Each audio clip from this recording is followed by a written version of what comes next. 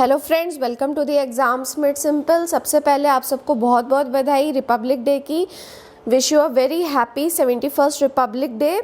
और शुरू करने से पहले आज का quote, you are never too old to set another goal or to dream a new dream. It is by C.S. Lewis. तो वही है कि age is just a number. तो अगर आप कभी भी कोई सपना देख रहे हैं तो आप अपनी एज मत देखिए। अगर आपके अंदर करने का जज्बा है तो आप कभी भी शुरू कर सकते हैं and you can dream any time. Okay, और इसी के साथ आज का डिस्कशन शुरू करते हैं। तो सबसे पहले एडिटोरियल पेज पे the Republic day walk in heaven. तो ये बेसिकली इन्होंने बताया कि करंट सिचुएशन में यदि कॉन्स्टिट्यूशन में सारे लीडर्स जो थे हमारे सुभाष चंद्र बोस, नेहरू जी, भीमराव अंबेडकर, महात्मा गांधी, रविंद्रनाथ टैगोर, अगर ये हेवन में हो तो ये क्या डिस्कशन करेंगे। तो ये हमारे काम का नहीं, इन्होंने करंट सिचुएशंस को यहाँ पे बस डिस्कस किया है। What all is the status of Indian economy, Indian society, Indian polity, और उसी पे डिस्कशन हुआ है। ओके, हम आते हैं यहाँ पे शेयरिंग द मिशन। तो कोविड वैक्सीनेशन प्रोग्राम में इंडस्ट्री का काफ़ी इम्पॉर्टेंट रोल रहा है और इसको यहाँ डिस्कस किया है टीवी नरेंद्रन ने, जो कि अभी प्रेसिडेंट डेजिग्नेट हैं कॉन्फेडरेशन ऑफ इंडियन इंडस्ट्री के। ओके, और जो कोविड टास्क फोर्स बना था उसमें CII के भी ये चेयरमैन थे। CII क्या है? कॉन्फेडरेशन ऑफ इंडियन इंडस्ट्रीज, जो मैंने आपको बताया। तो ये एक नॉन गवर्नमेंटल ट्रेड एसोसिएशन है। Okay, it is a non governmental trade association. Okay,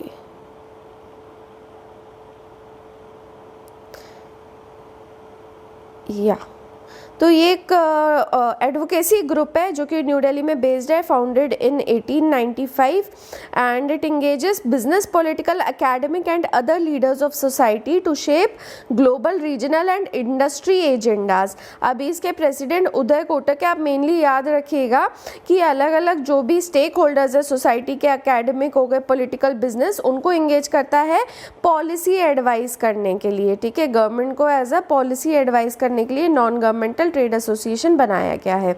okay, अब यहाँ पे ऑथर ने डिस्कस किया है सबसे पहले कि अभी तक इंडस्ट्री का रोल क्या रहा है कोविड में। तो इनका कहना है कि जब से कोविड-19 का क्राइसिस शुरू हुआ है तब से इन्होंने पार्टिसिपेट किया हुआ है और शुरू से मतलब वो अपने आप को री इंजीनियर करते आए हैं। जैसे कि स्टार्टिंग में क्रिटिकल केयर इक्विपमेंट्स की ज़रूरत थी और उसके अलावा फिर ड्रग्स वगैरह जो आए थे, मेडिकल सप्लाईज दूसरे टाइप के, आपने देखा था ये ऑक्सीमीटर और इन सब की कितनी ज़्यादा डिमांड बढ़ गई थी। तो इसमें ज़्यादातर चीज़ें पहले इंपोर्ट की जा रही थी, लेकिन उसके बाद में हमारी यहाँ की इंडस्ट्रीज़ ने काफ़ी ज़्यादा इसमें सपोर्ट किया और ये सारी चीज़ें हमने इंडिया में ही डेवलप कर ली। और उसी की तरह ही अभी जो वैक्सीन्स भी मैन्युफैक्चर की जा रही हैं, फिर उनको सप्लाई किया जा रहा है। केवल मैन्युफैक्चरिंग नहीं है ना, केवल उनका डेवलपमेंट नहीं है। आप एक बार उसको कर लेते हो, डेवलप कर लेते हो, उसके बाद में उसका लार्ज स्केल पे मैन्युफैक्चरिंग, उसका सप्लाई करना, जैसे अभी दूसरी कंट्रीज़ में किया जा रहा है ना। और अभी हमारा मतलब इंडिया को एक ब्रांड रिकग्निशन मिल रहा है, तो इस सब में इंडस्ट्री इज़ वेरी हेल्पफुल। अब जो मिशन अभी कोविड वैक्सीन का स्टार्ट हुआ है जनवरी 16 को, इसमें इन्होंने फेजेस डिस्कस किए हैं। नेक्स्ट ऑथर ने कि 3 फेजेस हैं, जिसमें जो सबसे पहला फेज़ है वो यही है कि 3 करोड़ जो हेल्थ केयर और फ्रंटलाइन वर्कर्स हैं उनको कवर किया जाएगा। नेक्स्ट फेज़ में 27 करोड़ लोगों को कवर किया जाएगा। 27 करोड़ हु आर लेस, एक तो मोर देन 50 ईयर्स वालों को और साथ में लेस देन 50 जो कोमॉर्बिडिटी के साथ में हैं उन लोग को कवर किया जाएगा। ओके, और अब यहाँ पे इन्होंने बात करी है टेक्नोलॉजी की कि ये पूरा जो हो रहा है, मिशन हो रहा है, it is driven by robust technology और एक इसके लिए यूनिक डिजिटल प्लेटफॉर्म कोविन, आपने नाम सुना होगा, हम कई बार डिस्कस कर चुके हैं। CoWIN vaccine delivery management system को डेवलप किया गया है, जिसमें रियल टाइम इंफॉर्मेशन दी जाएगी ऑन वैक्सीन स्टॉक्स और साथ में जो भी वैक्सीन जिसको दी जा रही है उसको ट्रैक भी किया जाएगा। ठीक है, तो this is the central pillar of the government's inoculation program. तो अब ऑथर ने कहा है कि अब इस वैक्सीनेशन ड्राइव में भी प्राइवेट सेक्टर बहुत इंपॉर्टेंट रोल प्ले कर सकते हैं और जो ज़रूरी रिकमेंडेशंस हैं और रेगुलर इनपुट्स हैं वो भी दे सकते हैं। कैसे कर सकते हैं अब आगे इन्होंने ये डिस्कस किया है। ठीक है, तो सबसे पहले इन्होंने कहा है कि इंडस्ट्री ऑलरेडी कंट्रीब्यूट कर रही है through logistical and manufacturing responsibilities. मैंने आपको कहा कि सप्लाईज पहुँचाना, ठीक है, और उनको मैन्युफैक्चरिंग करना, तो ऑलरेडी वो इसमें कंट्रीब्यूट कर ही रही है। और जब गवर्नमेंट दूसरी चीज़ों पे जैसे सेफ्टी वगैरह और क्वालिटी पे ध्यान दे रही है तो उस टाइम पे these two can collaborate together. Second जो है, अभी 2 वैक्सीन्स को अप्रूवल मिल चुका है इमरजेंसी यूज़ के लिए, लेकिन साथ में अभी कई सारी दूसरी वैक्सीन्स भी बनाई जा रही हैं। Multiple other vaccines are being created और इसकी वजह से अब इन्होंने जैसे सजेशंस दिए हैं कि आपको कॉमन लेजिस्लेटिव फ्रेमवर्क बनाना चाहिए जहाँ पे आईपी राइट्स और लिमिटेड जो लाइबिलिटी होती है और कंपनसेशन, इन सब चीज़ों को आपको एक लेजिस्लेशन में कवर करना चाहिए। ओके, अब इस चीज़ की बात आई है तो देख लेते हैं ये सब क्या हैं टर्म्स, तो आपको एक बार रिवाइज भी हो जाएगा। तो आईपी राइट्स क्या होते हैं? ये लीगल राइट्स होते हैं जो कि क्रिएटर्स को दिए जाते हैं उनके original work, invention, artistic work, scientific development के लिए। 4 तरीके के होते हैं आईपी राइट्स, याद रखना, पेटेंट्स, ओके, ट्रेडमार्क्स, कॉपीराइट्स और ट्रेड सीक्रेट्स। ठीक है, ट्रेड सीक्रेट्स क्या क्या होगा? पेटेंट, ट्रेडमार्क, कॉपीराइट और trade secrets. Okay, limited liability क्या होती है? ये होती है कि अगर कोई शेयर होल्डर ने किसी कंपनी में इन्वेस्ट किया और वो कंपनी मान लो बैंकरप्ट हो जाती है तो उसमें उनके जो प्राइवेट एसेट्स हैं वो रिस्क पे नहीं रहेंगे, केवल जो उन्होंने उसमें इन्वेस्ट किया है उसके वही बच जाएगा, बाकी उनके private assets will not be at risk. तो this is limited liability. Okay, तो इंडस्ट्री जो है अब ऐसे टाइम पे बिल्कुल गवर्नमेंट को साथ दे सकती है कोविजिलेंस करने में, रेगुलेटरी सपोर्ट देने में। तीसरा इन्होंने कहा है कि कंपनीज एक बहुत इंपॉर्टेंट रोल प्ले कर सकती हैं, वो ये कि वो अपने एम्प्लॉयज़ को वैक्सीनेट कर सकती हैं। तो ऑथर का कहना है इससे करीब 10 करोड़ एडिशनल लोग जो हैं उनको पहले से वैक्सीनेशन मिल जाएगा और जिससे गवर्नमेंट का जो बर्डन है वो कम हो जाएगा। Okay, this would reduce the burden. तो जैसे ही सफिशिएंट स्टॉक्स आ जाए तो लोकल कम्युनिटीज़ और जो फॉर्मल सेक्टर के जो भी इनके वर्कर्स हैं उनको एटलीस्ट आप इसमें इनोक्यूलेट कर सकते हैं। ओके, और इससे जो कंज्यूमर्स जो हैं उनका कॉन्फिडेंस भी बढ़ेगा, इकोनॉमिक एक्टिविटी भी जल्दी ट्रैक पे आ जाएगी, तो ये सारे फ़ायदे रहेंगे। चौथा इन्होंने कहा है कि एक और इम्पॉर्टेंट चीज़ में वो पार्टिसिपेट कर सकते हैं कि अभी काफ़ी ज़्यादा इंडियन पॉपुलेशन जो है उसके पास में हेल्थ इंश्योरेंस नहीं है। तो इस टाइम पे गवर्नमेंट और इंडस्ट्री एक ये रोल प्ले कर सकते हैं कि ज़्यादा से ज़्यादा लोगों को वो इंश्योरेंस सिक्योरिटी में लेकर आएँ। Okay, so I hope this editorial was clear to you. Next यहाँ पे वाइडनिंग गल्फ की बात की गई है। कोविड-19 पेंडेमिक जो था उसने बहुत ज़्यादा इनइक्वालिटी जनरेट की, अनइक्वल रिसेशन सबसे ज़्यादा देखा गया था। ओके, और यहाँ पे अब इन्होंने कुछ रिपोर्ट्स को, यहाँ पे ऑक्सफैम रिपोर्ट को कोट किया है और उसके अनुसार जो बिलियनर्स थे उनकी wealth it increased by 35% during the lockdown. तो ये जो इंक्रीज़ हुआ था ये वेल्थ में हुआ था, इनकम में नहीं हुआ था। तो यानी कि अगर इन्होंने कहा है अगर टॉप 100 बिलियनियर्स की बात अगर करें तो उनके पास में इतना ज़्यादा वेल्थ जनरेट हो गया था कि जो 138 सबसे पुअरेस्ट मिलियन हमारे यहाँ पे लोग हैं, 138 मिलियन लोग, इन लोग को वो चाहते तो एक एक इंसान को करीब 94,000 ट्रांसफ़र कर सकते थे। फाइन, तो इतना ज़्यादा डिफरेंस आ गया था।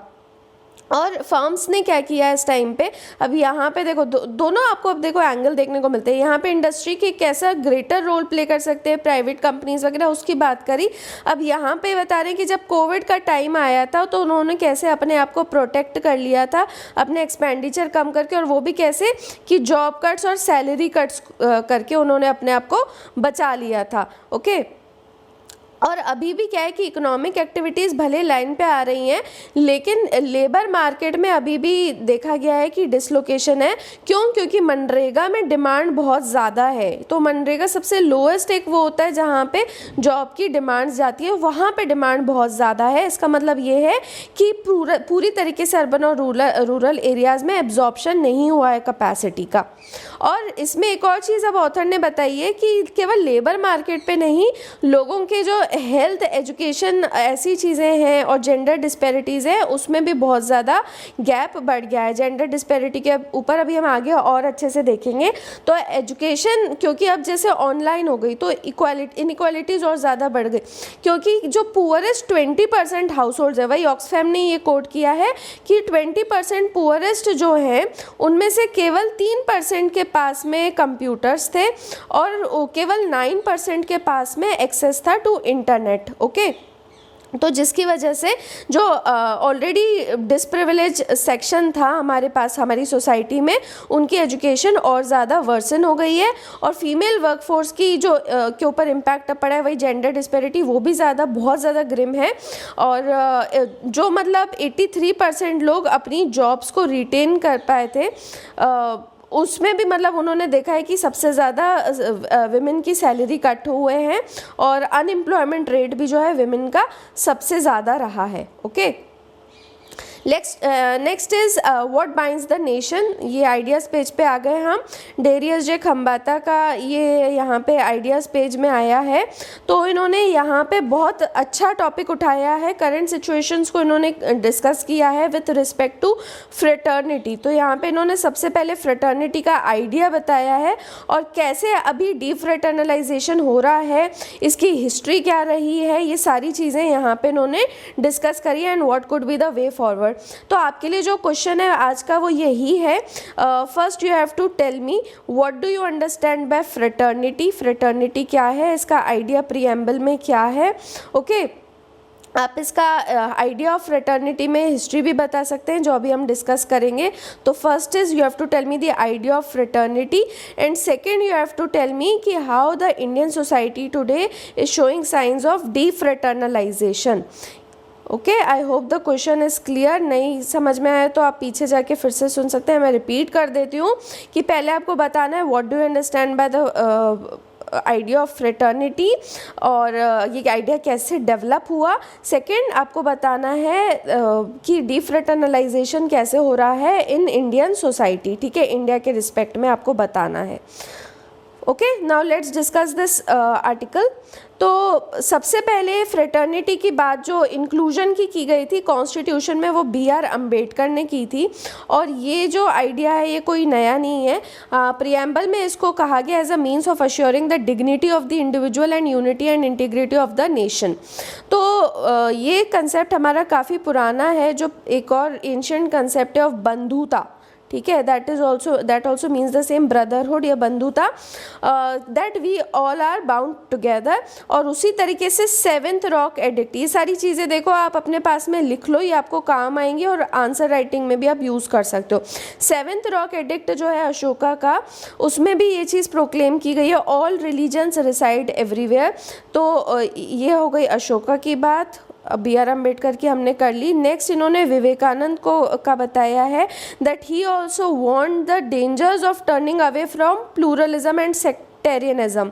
ओके, कि किस तरीके से हम प्लूरलिज्म और इन सब से हमको दूर जाना चाहिए, इसके क्या क्या डेंजर्स हैं और कितना ज़्यादा फैनेटिसिज्म इससे जनरेट हो सकता है। और उसी तरीके से रविंद्रनाथ टैगोर ने भी कहा था कि नैरो डोमेस्टिक वॉल्स नहीं होनी चाहिए। He was also in favour of universal brotherhood, universal humanity. और बीथोवेन और जॉन लेनन भी जो हैं, they also imagined a world without borders. तो ये सारी चीज़ें यहाँ पर हैं, आप यहाँ से इसको कोट कर सकते हैं। और अभी की सिचुएशन क्या है, वैसे ग्लोबली देखा जाए तो एक हमको एग्जांपल अभी कैपिटल के सीट से देखने को मिला था US में, जब वहाँ के लेजिस्लेटिव हाउस पे मॉब ने अटैक किया था। दे वर फ्रेंजीड मॉब और उनको केवल है ना अनसीन हैंड्स ने किस तरीके से उनको अंदर से आग भरी थी और किस तरीके से एक झूठ के कहने पे कि मतलब इलेक्शन हैज़ बीन स्टोलन, किस तरीके से उनको इंसाइट किया था। तो ग्रेट एक लीडरशिप का हॉलमार्क यही होता है कि फ्रेटर्निटी को प्रमोट करना और यूनिटी को बिल्ड करना। तो यही चीज़ महात्मा गांधी और जवाहरलाल नेहरू ने भी उस टाइम पे पार्टीशन के टाइम पे देखी थी, और उन्होंने पूरे सारे मॉब्स को ही कहा था कि थोड़ा शांति रखें, बिकॉज उनको ये चीज़ पता था कि इंडिया का जो फ्यूचर डेवलपमेंट है वो इसी चीज़ पे डिपेंड, क्यों बोलते हैं ना हम लोग यूनिटी इन डाइवर्सिटी, तो हमारी डाइवर्सिटी को प्रोटेक्ट करने पे ही हमारी यूनिटी और डेवलपमेंट प्रिजर्व्ड है। और एक बार यदि ये फ्रेटर्निटी का फ्रेजाइल फैब्रिक यदि टूट जाता है, यदि ये ना रहता है, तो उसके बाद में उसको वापस से लेकर आना बहुत मुश्किल हो जाएगा। ओके, सो ये था आइडिया ऑफ फ्रेटर्निटी। अब हम आगे देखेंगे कि करंट सिचुएशंस क्या हैं। तो यहाँ पे ऑथर ने बताया है कि virus of hatred has infected us. ये सारे आप फ्रेजेस यूज़ कर सकते हैं, आप काफ़ी जगहों पे कर सकते हो। ओके, तो अभी जैसे लव जिहाद लॉज आए थे और यूपी एमपी में, तो वहाँ पे मतलब लॉ को लव को एक इस तरीके से क्रिमिनलाइज किए जाने लगा कि आप कन्वर्जन कर रहे हो मैरिज के लिए एज अ रिजल्ट ऑफ अल्योरमेंट। तो आप गिफ्ट वगैरह दे के, लाइफस्टाइल और ये सारे इस तरीके के इंड्यूसमेंट्स दे के या फोर्स वगैरह से आप कन्वर्ट करने की कोशिश कर रहे हो। तो ये जो लॉज आए थे इनको वेग और काफ़ी ब्रॉड रखा गया था। तो वही है कि एक तरीके से हेट्रेड ही जनरेट करने के लिए। और इसके मेन दो ट्रेड्स जो सामने आए हैं वो ऑथर ने यहाँ पे डिस्कस किए हैं, जिसने हमें सबसे ज़्यादा अफेक्ट किया है वो है एक्सक्लूजन और फियर। ओके, अब यहाँ पे ये दो ट्रेड्स की बात हुई है, एक्सक्लूजन और फियर। तो एक्सक्लूजन कैसे कि जो अभी लिंच मॉब का कंजूरमेंट किया जा रहा था, यानी कि किस तरीके से हेट्रेड और वायलेंस को जनरेट किया जा रहा था माइनॉरिटीज़ के अगेंस्ट। तो उससे क्या हो रहा था कि आप डायरेक्टली टारगेट कर रहे थे। मॉब मतलब जब भी होती है तो किसी के अगेंस्ट होती है, तो जिसको टारगेट किया जा रहा है वो अपने आप एक्सक्लूड हो जाता है, फाइन। और किसी तरीके से उसको ये ठहरा दिया जाता है, खासकर अभी इंडियन सिचुएशन में, कि दैट समहाउ वो इंडियन नहीं है और वो मेन स्ट्रीम सोसाइटी से अलग है। I hope it is clear. और सेकेंड ट्रेड जो है वो सबसे ज़्यादा खतरनाक है, फियर। तो ये चीज़ अब उनके अंदर जनरेट की जा रही है, जैसे कि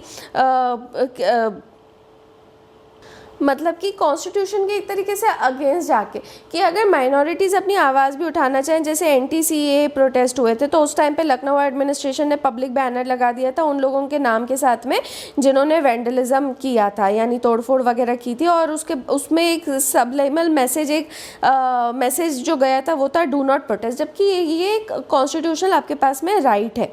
और सबसे ज़्यादा डीफ्रेटर्नाइजेशन जो अभी देखा जा रहा है वो कश्मीर में देखा जा रहा है।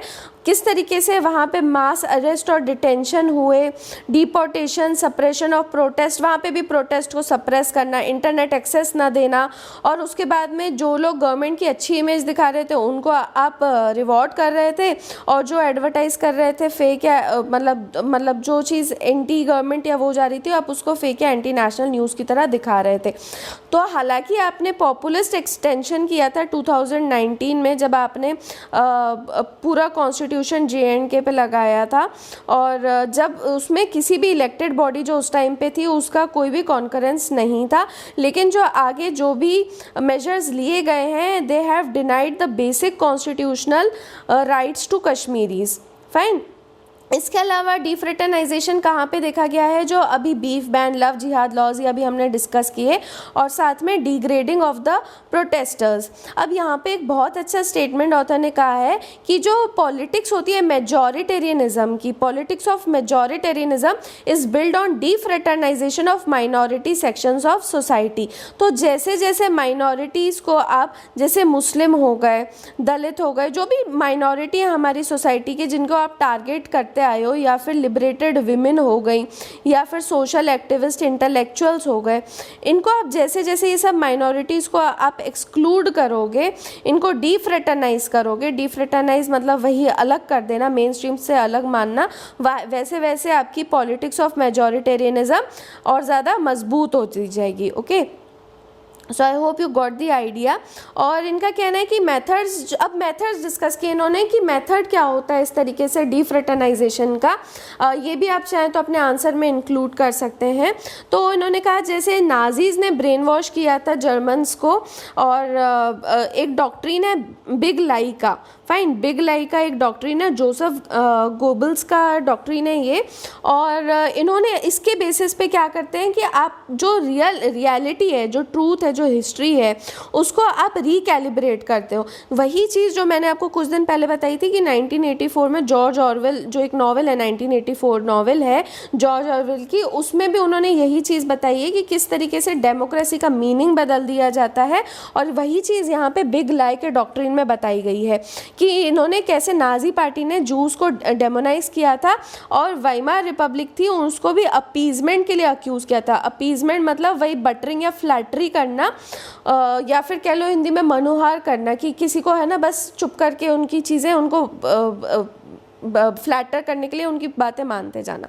और जब ये सारी चीज़ें, ये बिग लाई और ज़्यादा वहाँ की पब्लिक में जाता गया, तो उस टाइम पे जब नरेमबर्ग सिटीजनशिप लॉज भी आए थे, तो उस टाइम पे भी जर्मन्स नहीं समझ पाए थे कि ये सारी चीज़ें कहाँ जा रही है। और अल्टीमेटली जो पॉलिटिक्स ऑफ हेट है, it created havoc on every German. यहाँ पे नरेमबर्ग लॉज की बात की गई है, तो वो एक बार देख लेते हैं। तो नरेमबर्ग लॉज जो थे, देवर एंटी सेमेटिक और रेसिस्ट लॉज। एंटी सेमेटिक मतलब जूस के अगेंस्ट जो लॉज होते थे, रेसिस्ट लॉज ये इनेक्ट किए गए थे, 1935 में इनेक्ट किए गए थे बाय द नाजी पार्टी। अब इन्होंने कहा है कि आज की डेट में इलेक्ट्रॉनिक मीडिया की वजह से बिग लाई का जो डेंजर है और ज़्यादा मैग्नीफाई हो गया है। क्यों? क्योंकि रिपोर्टिंग ने ऑब्जेक्टिविटी को लूज़ कर दिया है। तो जब ऑब्जेक्टिविटी चली जाती है तो it is reduce to propaganda. अब देखो यूपीएससी क्या करता है, ऐसे ही आपको स्टेटमेंट दे देता है और उस पर ऐसे लिखने को बोलता है, आप कंफ्यूज हो जाते हो। यही दे देगा, when reporting loses objectivity it is reduce to propaganda. तो आपको वहां पे यही सारी चीजें कोट करनी है, फाइन।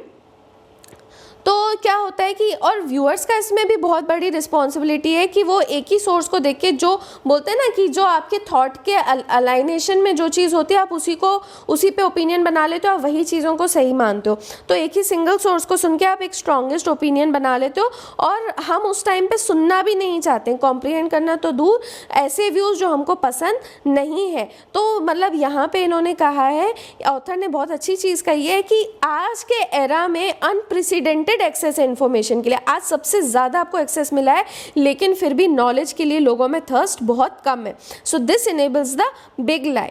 तो अब वे फॉरवर्ड इन्होंने क्या बताया है, इन्होंने बोला है कि कई सारी जो रियल प्रॉब्लम्स हैं, जैसे poverty, global warming, water resources ख़त्म होना, पेंडेमिक्स, जिनके ग्लोबल सोल्यूशन चाहिए, उनमें ये डीफ्रेटर्नाइजेशन और नॉन नेशनल सेक्टेरियन जो चीज़ें हैं काम नहीं कर सकती। ये और ज़्यादा रप्चर करेंगे हमारे वही जो आपने कहा fragile fabric of fraternity, okay.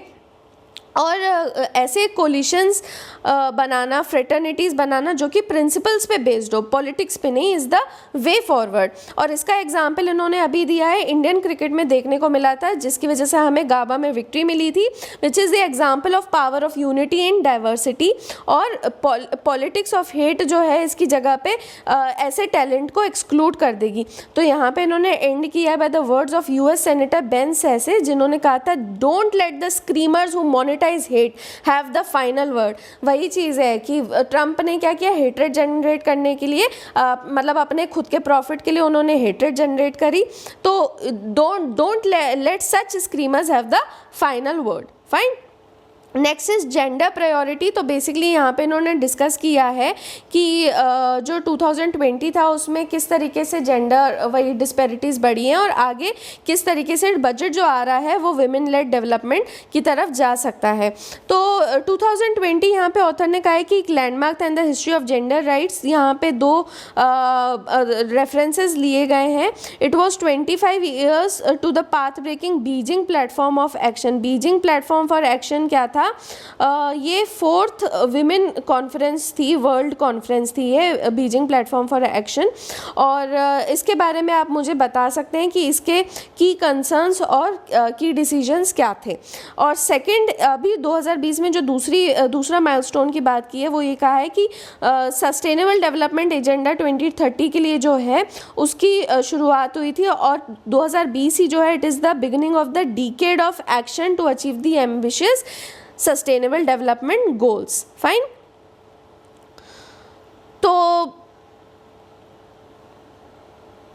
तो जो हमारे पहले की अभी तक डेवलपमेंट हो चुकी है जेंडर इक्वालिटी के लिए, उसको भी बचाना है और साथ में हमको एक ऐसा फ्यूचर भी क्रिएट करना है जो ज़्यादा इक्वल हो। तो बजट का इनका कहना है एक स्ट्रॉन्गर जेंडर कंटेंट होना चाहिए। इसका मतलब ये नहीं कि आप सेपरेट बजट बनाओ, ये कहना चाह रहे हैं कि जो भी आप बजट मेकिंग एक्सरसाइज करो वो जेंडर इक्विटी पर्सपेक्टिव के हिसाब से करो, और ये असेस करो कि आप जो भी लेके आ रहे हो चीज़ें वो विमेन को कैसे इम्पैक्ट करेगी। उसमें हर जेंडर के लिए एक इम्पैक्ट एनालिसिस होना चाहिए कि विमेन, मैन और बाकी लोग जो दूसरे अदर जेंडर आइडेंटिटीज़ के हैं उनको कैसे इम्पैक्ट करेगी।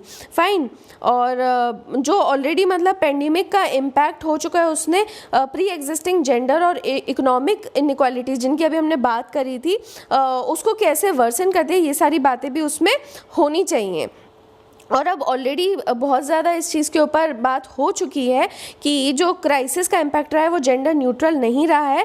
और ये जो राइटर हैं वैसे ये खुद भी यूएन विमेन की हैं, तो उन्होंने एक सोशो इकोनॉमिक इम्पैक्ट असेसमेंट की बात करी है जो कि यूएन विमेन ने किया था। यूएन विमेन ने सोशो इकोनॉमिक इम्पैक्ट असेसमेंट किया था जिसमें इन्होंने बताया पेंडेमिक का कि जो 72% डोमेस्टिक वर्कर्स हिट हुए हैं उसमें ज़्यादातर विमेन रही हैं, वही जिनकी सबसे ज़्यादा जॉब्स गई हैं ड्यूरिंग द पेंडेमिक। और खासकर जो अभी इकोनॉमिक एक्टिविटी अब बढ़ रही है तो जो women accommodation, food services, care sectors में है जहाँ पे उनका सिग्निफिकेंट प्रेजेंस है वो ऑलरेडी बहुत ज़्यादा वल्नरेबिलिटी फेस कर चुकी है, तो उनके ऊपर ध्यान देना चाहिए।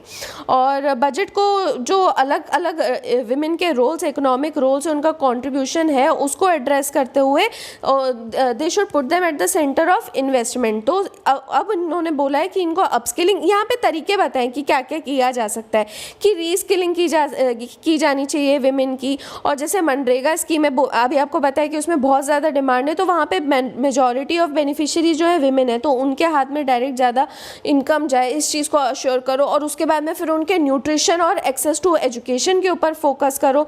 और खासकर जो फ्रंटलाइन हेल्थ वर्कर्स हैं, जैसे इशूज़ देखे भी हमने आशा वर्कर्स के लिए, नर्सेज, मिडवाइफ्स और कम्युनिटी हेल्थ वर्कर्स के लिए, तो इनको आप ज़्यादा फोकस करो।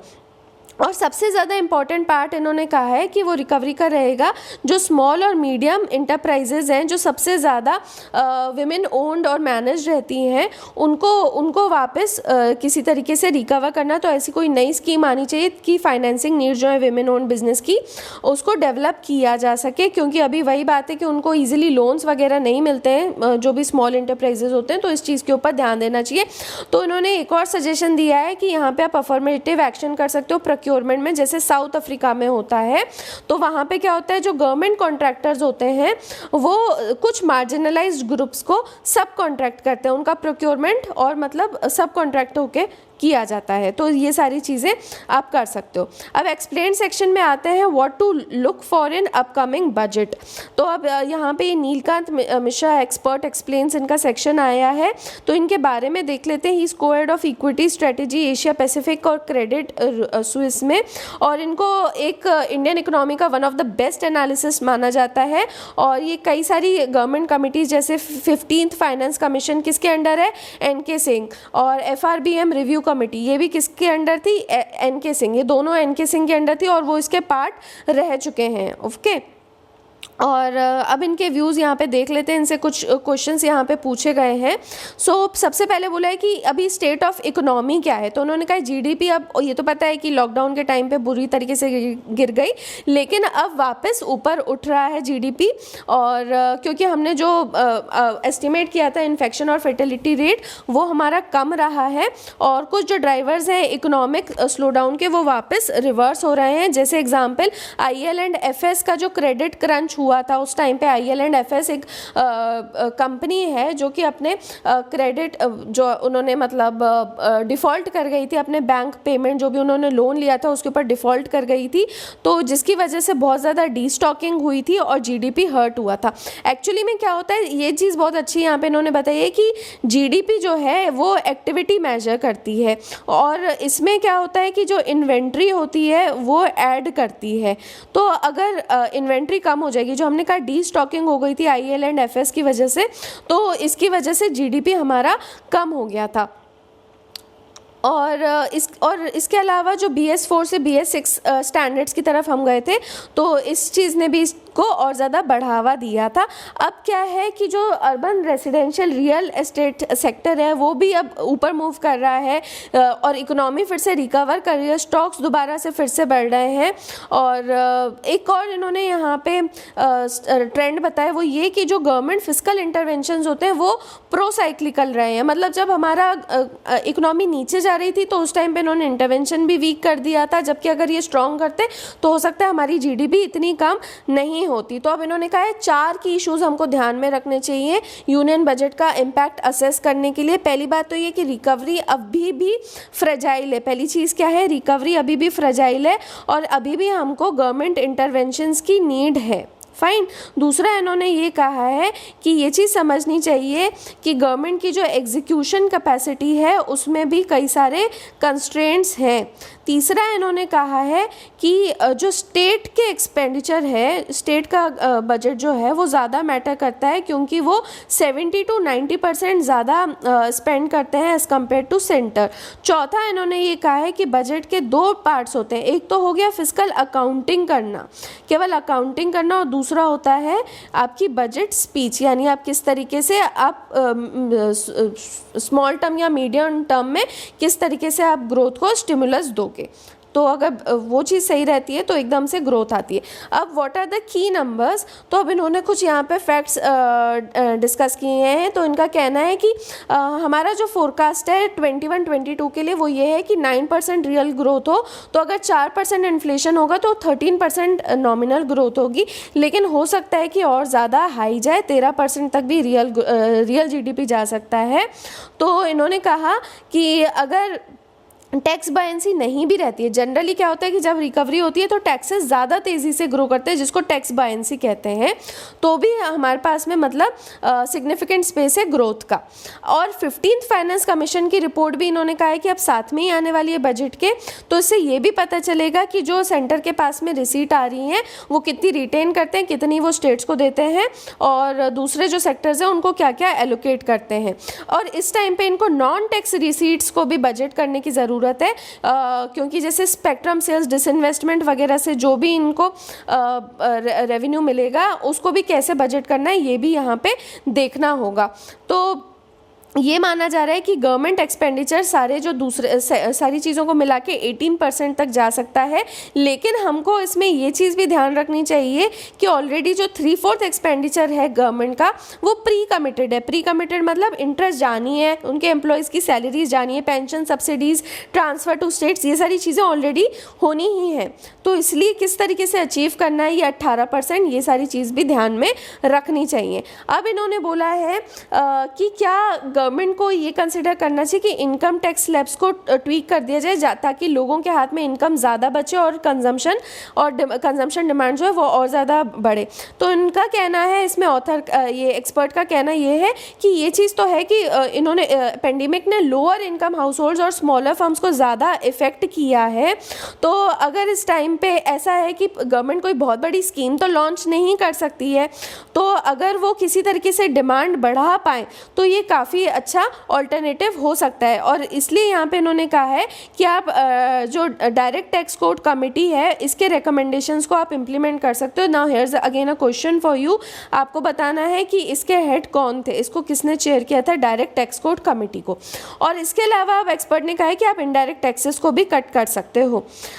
तो नेक्स्ट क्वेश्चन है कि गवर्नमेंट को मतलब एम्प्लॉयमेंट को वापस रिवाइव करने के लिए क्या करना चाहिए। तो एक्सपर्ट ने कहा है कि हाउसिंग और कंस्ट्रक्शन जो है वो लार्ज जॉब क्रिएटर्स रहे हैं अनस्किल्ड और सेमी स्किल्ड वर्कर्स के लिए, और रियल एस्टेट इंडस्ट्री भी रिवाइव कर रही है। तो ऐसे टाइम पे गवर्नमेंट चाहे तो अफोर्डेबल हाउसिंग प्रोजेक्ट्स जो है उनको सपोर्ट कर सकते हैं, और साथ में नेशनल इंफ्रास्ट्रक्चर पाइपलाइन जो है उसमें भी इंफ्रास्ट्रक्चर की रिक्वायरमेंट ज़्यादा रहेगी, जिसकी वजह से आप और ज़्यादा जॉब्स क्रिएट कर सकते हो।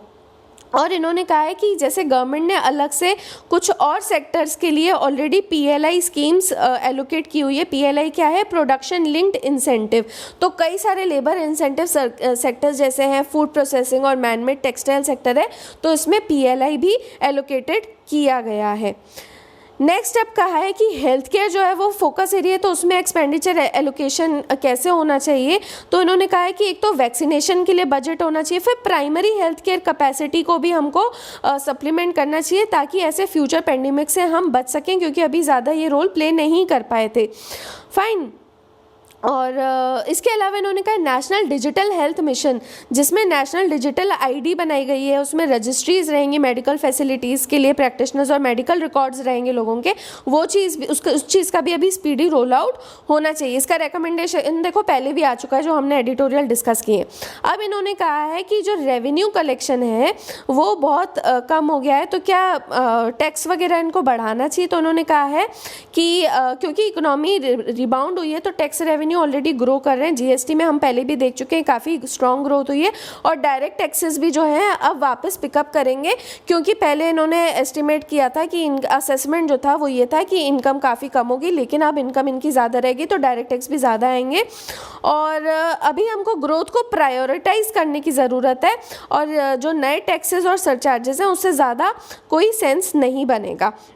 नेक्स्ट अब यहाँ पे इन्होंने पूछा है कि बैंकिंग सेक्टर में क्या किया जा सकता है। तो बैंकिंग सेक्टर क्योंकि फोरफ्रंट पे है फाइनेंशियल सिस्टम के, तो उन्होंने कहा है कि आप चाहें तो कुछ PSBs को प्राइवेटाइज कर सकते हो। वही रिकमेंडेशन देखो ये भी वही रिपीटेड ही है, और PSBs का मैनेजमेंट को आप अलग कर सकते हो ओनरशिप से, और बैंक इन्वेस्टमेंट कमेटी कंपनी बना सकते हो। और इसके अलावा इन्होंने एक और सजेशन दिया है कि आप DFI यानी डेवलपमेंट फाइनेंस इंस्टीट्यूशन को बना सकते हो, जो कि नेशनल इंफ्रास्ट्रक्चर पाइपलाइन जो हमने बोली NIP उसको सपोर्ट कर सके। और क्या इसके अलावा कुछ डायरेक्ट फिस्कल स्टिमुलस देना चाहिए। तो इनका कहना है कि इट मे हेल्प। फाइन। और इक्विटी मार्केट क्योंकि अभी काफ़ी रोबस्ट हो गए हैं, तो क्या PSUs को और ज़्यादा प्राइवेटाइज किया जा सकता है। तो यहाँ पे एक्सपर्ट का कहना है कि वो अपनी एसेट ओनरशिप चाहें तो गवर्नमेंट अपनी उसको रिस्ट्रक्चर कर सकते हैं कि जो माइंस, स्मेल्टर्स, रिफाइनरीज, ये सारी चीज़ें जो आपने ओन की हुई हैं इसकी आप ओनरशिप चाहो तो इक्विटी मार्केट के थ्रू कम कर सकते हो, और इसकी जगह जो आपको पैसा मिले आप उसको लगाओ social sector, health care, education, urban infrastructure, इन सब में लगाओ। So a robust equity market provides a good opportunity to exit current holdings. Fine. और इसके अलावा लास्ट यहाँ पे इन्होंने बताया है कि meeting the last big challenge of mountaineering. तो नेपाली टीम ने अभी K2 को क्लाइम किया है विंटर में। अब ये इंपॉर्टेंट क्यों है, पहले K2 के बारे में 8611 मीटर्स जो है K2 की हाइट है, सेकंड हाईएस्ट माउंटेन है आफ्टर माउंट एवरेस्ट, जिसकी हाइट अभी रिवाइज हुई थी 8848 मीटर पे। ये कहाँ पे लोकेटेड है K2? On the border between Pakistan occupied, पाक ऑक्यूपाइड जो गिलजिट बाल्टिस्तान का रीजन है। तो कायदे से ये हमारे यहाँ पे होना चाहिए K2, लेकिन इस रीजन को इन्होंने ऑक्यूपाई किया हुआ है, तो अभी फ़िलहाल पाकिस्तान के अंडर ये आ रहा है। और K2 को पहले वैसे क्लाइम 1954 में किया गया था, और हाँ I was telling about the boundary, sorry. तो ये पाक ऑक्यूपाइड गिलजिट बाल्टिस्तान और चाइना के बीच वाले रीजन में है, और इसको 1954 में पहली बार हालांकि क्लाइम किया गया था, लेकिन सारे एक्सपेडिशन जो रहे हैं वो वार्मर मंथ्स में रहे हैं। और दिक्कत क्या है कि यहाँ पे बहुत ज़्यादा एवलांचेस होते हैं, forbidding temperature and fierce wind, तो इसकी वजह से K2 को सैवेज माउंटेन भी यानी डेडली टाइप का माउंटेन भी माना जाता है। So that is why it is a big achievement. So that is all from the section today. I hope आपको ये अच्छा लगा होगा वीडियो, तो प्लीज़ लाइक करें, शेयर करें, सब्सक्राइब करें। That is all friends, have a nice day.